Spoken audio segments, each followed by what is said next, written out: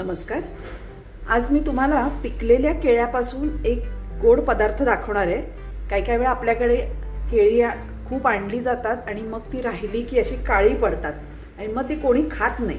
मग अशा वेळी काय करावं हा प्रश्न पडतो. तर आज मी तुम्हाला एक असा पदार्थ दाखवणार आहे, तो 3 ते 4 दिवस टिकेल आणि लागतोही अतिशय सुंदर.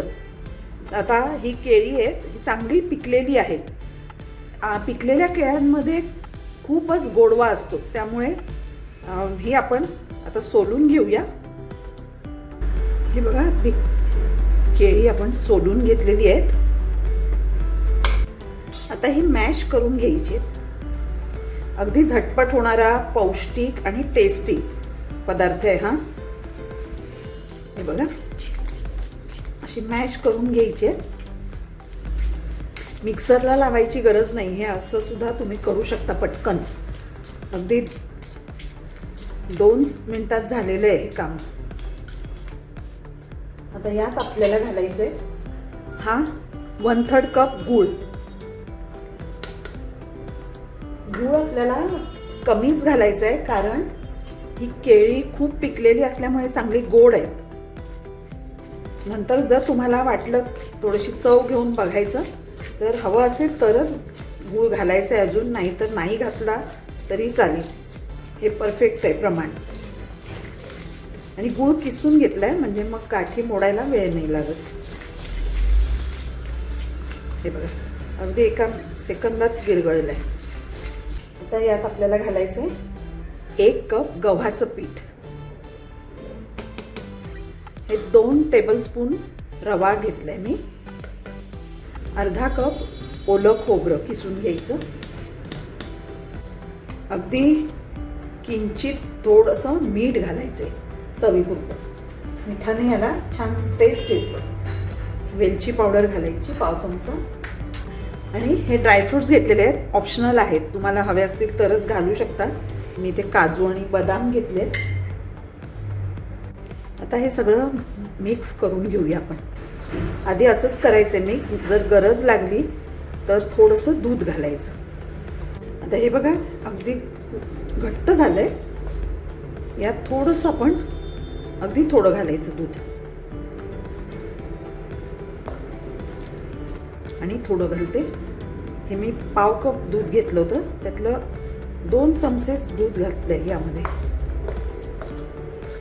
आता इथे गोड टेस्ट करायचं आहे. तुम्हाला जर अजून हवं असलं तर तुम्ही घालू शकता. आणि यातलं पीठ जे आहे ते किती केळी आहेत त्यावर अवलंबून आहे. मी 4 केळी घेतली मोठी, म्हणून 1 कप पीठ घातलंय. तुमच्याकडे कमी असतील तर त्याप्रमाणे तुम्ही ॲडजस्ट करू शकता, नाहीतर नुसतं पीठच लागतं खाताना, म्हणून दरवेळी बघूनच ॲडजस्ट करायचं आहे पीठ. आता हे बघा, हे परफेक्ट आहे. आता हे 5 मिनिटं आपण झाकून ठेवूया, म्हणजे आपण यामध्ये जो रवा घातलाय तो भिजेल. 5 मिनिटं झाली आहे. आपण बघूया. आता यात आपण घालणार आहोत 1 चमचा साजूक तूप. चांगलं ढवळून घ्यायचंय. हे एवढं घट्ट ठेवायचंय, ह्याच्यापेक्षा जास्त पातळ नाही करायचं. आता मी इथे गॅसवर आप्पे पात्र ठेवलंय.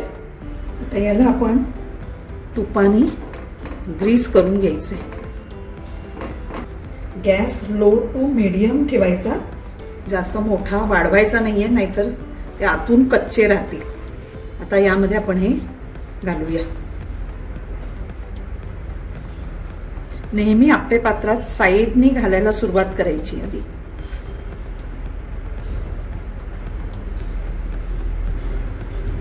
बस, याच्यापेक्षा जास्त भरायचं नाहीये. आता यावर आपण झाकण घालून ठेवायचे. गॅस लो टू मीडियमच ठेवायचा.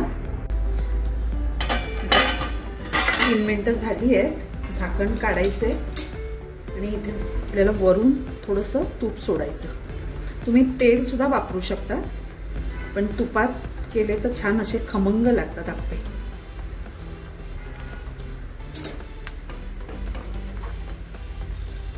थोडासा अजून रंग यायला हवाय. आधी पलटी नाही करायचे, तसेच थोडासा छान असा गोल्डन रंग आला पाहिजे. आणि 2 मिनटं झालेली आहेत, म्हणजे टोटल 5 मिनटं झाली आहेत.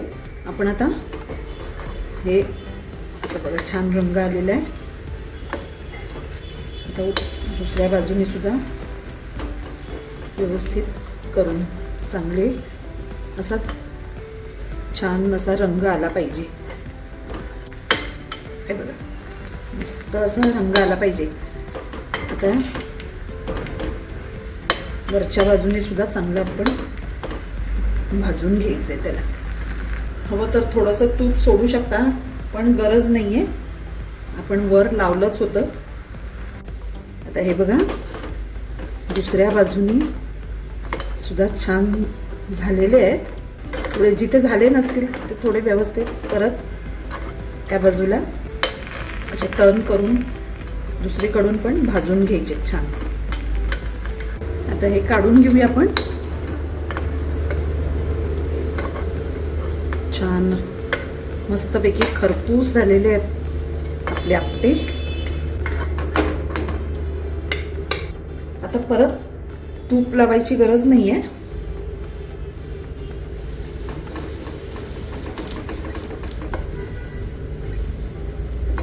आता बाकीचे सगळे आप्पे आपण करून घेऊया.